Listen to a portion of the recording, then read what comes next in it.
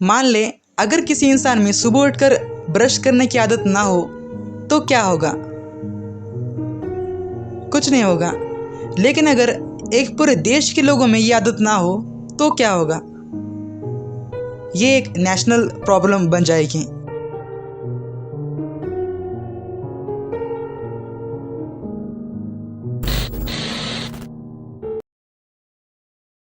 दोस्तों, मेरा नाम है सोहम और आपका स्वागत है एफएम के न्यू एपिसोड में। सन 1900 की शुरुआत में अमेरिका में केवल 7% फैमिलीज अपने दांत ब्रश करते थे, या कम से कम उनके घरों में टूथपेस्ट होता था। वर्ल्ड वॉर 1 के दौरान आर्मी में शामिल होने वाले ज़्यादातर जवान की ओरल हाइजीन इतनी खराब थी कि मिलिट्री ने इसे एक नेशनल क्राइसिस बता दिया था। प्रॉब्लम ये नहीं थी कि उस समय टूथपेस्ट नहीं थे। उस समय बहुत सारे सेल्समैन घर घर जाकर टूथ पाउडर और दांत साफ करने वाले दवाएं वगैरह बेचने की कोशिश में लॉस में जा रहे थे। प्रॉब्लम ये थी कि दांतों की पुअर हेल्थ भले ही नेशनल प्रॉब्लम बन गया हो, इसके बावजूद कोई भी टूथपेस्ट खरीदना नहीं चाहता था, क्योंकि उस समय ब्रश करने की हैबिट लोगों में नहीं थी। लेकिन ये प्रॉब्लम जल्दी सॉल्व होने वाली थी और इसके साथ ही दुनिया को पता लगने वाला था कि हैबिट की पावर कितनी ताकतवर हो सकती है। 1900 की शुरुआत में अमेरिका के एक जाने माने एडवर्टाइजर क्लाउड सी हॉपकिंस से मिलने उनके एक पुराने मित्र आते हैं। उस मित्र के पास एक बिजनेस प्लान था। दरअसल उसे एक प्रोडक्ट के बारे में पता चला था और उसे पूरा यकीन था कि इसका बिजनेस बहुत ही फायदेमंद साबित होगा। यह प्रोडक्ट कुछ और नहीं बल्कि पुदीने की टेस्ट वाला एक टूथपेस्ट था जिसका नाम था पेप्सोडेंट। उन दिनों हॉपकिंस एडवर्टाइजिंग के बिजनेस में टॉप पे थे। उन्होंने ऐसी चीजें मशहूर किए थे कि जिनके बारे में कोई जानता तक नहीं था, लेकिन हॉपकिंस ने इन्हें घर घर में पहुंचा दिया। क्लाउड हॉपकिंस ग्राहकों के अंदर नई आदतें विकसित करने के लिए मशहूर थे। अपने पूरे करियर में क्लाउड हॉपकिंस की सबसे जानी मानी तरकीब थी ऐसे सिग्नल एंड रिवॉर्ड का पता लगाना जिनसे लोग उनके द्वारा बेची जाने वाली चीज़ें का हर रोज उपयोग करें। हॉपकिंस ने ऐसा ही किया। उन्होंने सिग्नल ढूंढा दांतों पर पीली रंग के लेयर और रिवॉर्ड था सफ़ेद सुंदर दांत, जिससे आपकी सुंदरता और भी बढ़ जाएगी। और एड्स में कुछ ऐसा लिखा, भला दुनिया में ऐसा कौन है जो अपनी सुंदरता बढ़ाना नहीं चाहता? कौन नहीं चाहता कि उसकी मुस्कान और सुंदर हो जाए, खासकर तब जब इसके लिए आपको सिर्फ पेप्सोडेंट से अपने दांत साफ करने हो। अगले 3 सालों में पेप्सोडेंट पूरी दुनिया में मशहूर हो गया। पेप्सोडेंट के बाजार में आने के कुछ साल बाद हॉपकिंस लिखते हैं, मैंने पेप्सोडेंट से लाखों डॉलर्स कमाए और मेरी इस सफलता का रहस्य यह था कि मैंने ह्यूमन साइकोलॉजी के बारे में सही चीज़ सीख ली थी। यह साइकोलॉजी 2 कॉमन रूल्स पर आधारित थी। पहला है एक सिंपल एंड क्लियर सिग्नल, दूसरा है क्लियर रिवॉर्ड। यह सचमुच प्राउड की बात है, लेकिन आखिर में यह बात सामने आई कि हॉपकिंस द्वारा बनाए गए ये 2 नियम काफ़ी नहीं थे। एक तीसरा नियम भी है जिसके बिना लोगों के अंदर आदत विकसित करना पॉसिबल नहीं है। कैम्ब्रिज यूनिवर्सिटी के न्यूरोसाइंस विभाग के professor Wolfram Schulze signal, reward और हैबिट कैसे काम करती है यह जानने की प्रोसेस में इनके एक्सपेरिमेंट्स का एक इम्पॉर्टेंट रोल है। शुल्ज ने हमें बताया कि कुछ स्पेसिफिक सिग्नल्स एंड रिवॉर्ड ज़्यादा इफेक्टिव क्यों होते हैं और पेप्सोडेंट के सक्सेस के पीछे क्या असली कारण था। सन 1900 में शुल्ज बंदरों के दिमाग की स्टडी कर रहे थे। इन बंदरों को कुछ स्पेसिफिक टास्क सिखाया गया, जैसे स्क्रीन पर लाइंस देखते ही लीवर खींचना। उनके एक बंदर का नाम जूलियो था। शुल्ज जूलियो को एक कम रोशनी वाले कमरे में एक कुर्सी पर बिठा देते हैं और उसके सामने एक कंप्यूटर था जिसकी स्क्रीन पर रेड ब्लू कलर्स की लाइन दिखाया गया और उसे ऐसी ट्रेनिंग दी गई कि लाइंस दिखते ही वह अपने सामने मौजूद लीवर को खींच दे। कमरे के रूफ से एक पाइप लटकाया गया जिसका दूसरा एंड उसके चेहरे के पास था। लीवर खींचते ही इससे एक फ्रूट जूस आता और ये जूलियो का रिवॉर्ड था। इस प्रोसेस को कई बार दोहराया गया अब जूलियो को समझ आ गया कंप्यूटर पर दिखाए जाने वाली लाइंस दरअसल सिग्नल है और यह सिग्नल मिलते ही उसे लीवर खींचना है।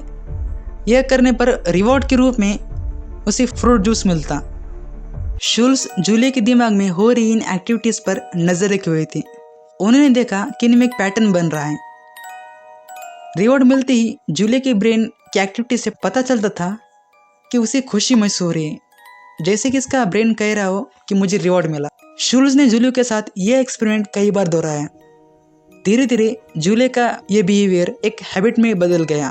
ये देखिए, ये है जूलियो के ब्रेन में होने वाली एक्टिविटीज़ का पैटर्न। स्क्रीन पर लाइंस दिखना, ये है सिग्नल। लाइंस दिखते ही लीवर खींचना, ये है रूटीन। लीवर खींचते ही उसे जूस मिलता, ये है रिवॉर्ड। राइट, एक सिंपल हैबिट का साइकिल जैसे आमतौर पर दिखता है। अगर आपको ऐसा लग रहा है तो थोड़ा रुकिए। शुल्स के लिए सबसे आश्चर्यजनक बात यह थी कि जैसे जैसे ये एक्सपेरिमेंट आगे बढ़ रहा था वैसे वैसे इसमें चेंजेस आ रहे थे। एक्सपेरिमेंट को बार बार दोहराने के चलते अब जूलियो का ब्रेन जूस की उम्मीद करने लगा था। शुल्स ने पाया कि पाइप में जूस आने से पहले स्क्रीन पर लाइंस देखते ही जूलियो के माइंड में मुझे रिवॉर्ड मिला का पैटर्न बन रहा था। अब जूलियो के ब्रेन की एक्टिविटीज में जूस मिलने से पहले ही रिवॉर्ड मिलने के पैटर्न दिखने लगे। इसके बाद शुल्स ने पाया कि जूलियो के दिमाग में न्यू पैटर्न्स बन गए थे और ये पैटर्न था डिजायर यानी इच्छा का। सिग्नल्स दिखते ही जूलियो के माइंड में जूस मिलने की एक्सपेक्टेशन के कारण जूलियो खुश होने लगता, लेकिन जब जूस नहीं मिलता तो यही खुशी एक डिज़ायर में यानी इच्छा में तब्दील हो जाती। और जब ये इच्छा शांत नहीं होती तो जूलियो के दिमाग में गुस्सा और निराशा के इमोशंस आने लगते। इन एक्सपेरिमेंट से यह क्लियर हो जाता है कि हैबिट्स इतनी इफेक्टिव क्यों होती हैं। आदतें न्यूरोलॉजिकल लेवल पर इच्छा पैदा करती हैं।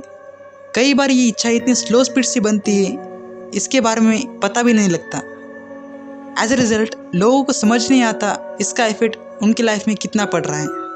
लेकिन जब हम कुछ सिग्नल्स को रिवॉर्ड के साथ जोड़ देते हैं तो हमारे सबकॉन्शियस माइंड में इच्छा पैदा हो जाती है और हम एक नए हैबिट के ट्रैप में फंस जाते हैं। इसे सिंपल लैंग्वेज में समझने के लिए इन एग्जाम्पल्स को देखें। एग्जाम्पल के तौर पर स्मोकिंग की हैबिट लेते हैं। सिगरेट पीने वाले इंसान को जैसे ही सिग्नल मिलता है यानी उसे सिगरेट दिखती नजर आती है, उसका माइंड निकोटीन एक हाईली एडिक्टिव और जहरीला केमिकल की उम्मीद करने लगता है।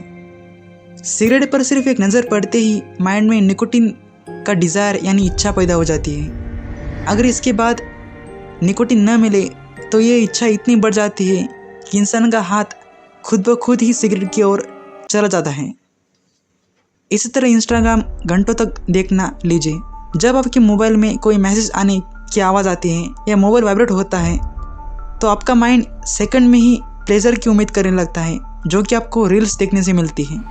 अगर ये इच्छा पूरी न हो तो ये इतनी बढ़ जाती है कि फिर आप कोई ज़रूरी काम करते वक्त या पढ़ाई करते वक्त रील्स देखने लगते हो, भले ही आपको अच्छी तरह पता हो कि आप इसे काम ख़त्म करने के बाद भी देख सकते हैं। आदत बनाने में इच्छा की इम्पोर्टेंस समझने के लिए इस स्टडी को देखें। सन 2002 में न्यू मैक्सिको स्टेट यूनिवर्सिटी के रिसर्चर्स जानना चाहते थे कुछ लोग रोज़ एक्सरसाइज कैसे करते हैं। इन रिसर्चर्स ने 266 लोगों के ऊपर स्टडी किया, जिनमें से ज़्यादातर लोग वीक में कम से कम 3 बार वर्कआउट करते थे। इस स्टडी से पता चला कि इनमें से कई लोग ने बस मज़े के लिए एक्सरसाइज करना शुरू किया था। कुछ ऐसे भी लोग थे जिनके पास ऑफिस और घर के काम करने के बाद रोज़ खाली समय बच जाता था, उस समय में ये लोग वर्कआउट करने लगे। इसके अलावा कुछ लोग ऐसे थे जो अपने स्ट्रेस को कम करने के लिए एक्सरसाइज करना शुरू किए थे और जब स्ट्रेस नहीं रहा तब भी उन्होंने एक्सरसाइज करना जारी रखा, जो धीरे धीरे एक आदत बन गई। एक्सरसाइज को जारी रखने के पीछे का रीज़न था इन लोगों में एक स्पेसिफिक रिवॉर्ड पाने की इच्छा पैदा होने लगी थी। इनमें से 92% लोगों ने एक्सरसाइज की आदत बनाने के पीछे का कारण बताते हैं कि उन्हें एक्सरसाइज करने से अच्छा महसूस होता है। एक्सरसाइज करने से माइंड में एंडोर्फिन नाम का केमिकल रिलीज होता है, जिसकी वजह से हमें अच्छा महसूस होता है। लेकिन जैसे कि हमने पिछले स्टडी में देखा कि आदत बनाने के लिए सिर्फ सिग्नल एंड रिवॉर्ड काफ़ी नहीं है। कोई भी काम आदत में तभी तब्दील होता है जब हमारे माइंड में रिवॉर्ड पाने की इच्छा जगती है।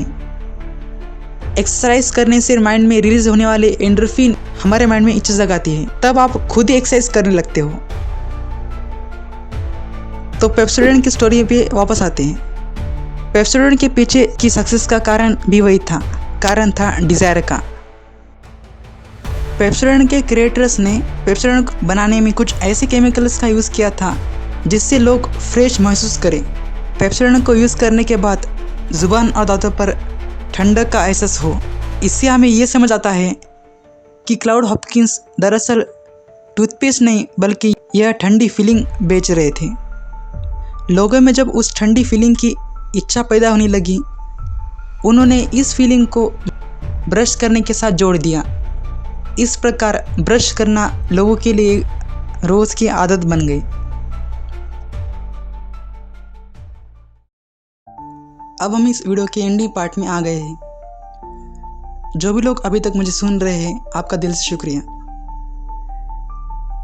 अभी तक हमने देख लिया है हम किसी भी आदत को कैसे बना या तोड़ सकते हैं। सिग्नल्स को हटाकर हम आदत को तोड़ सकते हैं, जैसे कि इंस्टाग्राम को डिलीट करके घंटों तक इंस्टाग्राम देखने की आदत को तोड़ सकते हैं। और कोई भी काम जिसकी आपको आदत डालनी है, उस काम को करने के बाद एक सही रिवॉर्ड तय करके, सही से मेरा मतलब है वो रिवॉर्ड मिलने के बाद आपको अंदर से खुशी महसूस होनी चाहिए, जिससे आपके माइंड में वो रिवॉर्ड पाने का डिज़ायर यानी इच्छा पैदा हो जाए, जिसके कारण आप वो काम बार बार करें और आपको वो काम करने की आदत लग जाए। जैसे कि आपको एक्सरसाइज करने की आदत डालनी है तो कम से कम 30 मिनट तक एक्सरसाइज करें, जिससे आपके माइंड में एंडोर्फिन रिलीज हो और आपको खुशी महसूस हो। ये टाइम सबके लिए अलग हो सकता है। किसी को 10 मिनट एक्सरसाइज करने के बाद भी अच्छा लग सकता है और किसी को 40 मिनट एक्सरसाइज करने के बाद अच्छा लगता है। एंडोर्फिन के कारण आपको खुशी महसूस होती है और आपके माइंड में ये खुशी फिर से पाने की इच्छा पैदा हो जाती है और आप खुद बार बार एक्सरसाइज करते हो।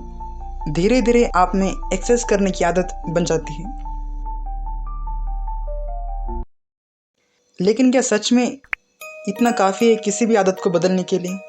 ज़रा सोचिए, तब क्या करें जब आप सिग्नल्स को अवॉइड ही नहीं कर सकते?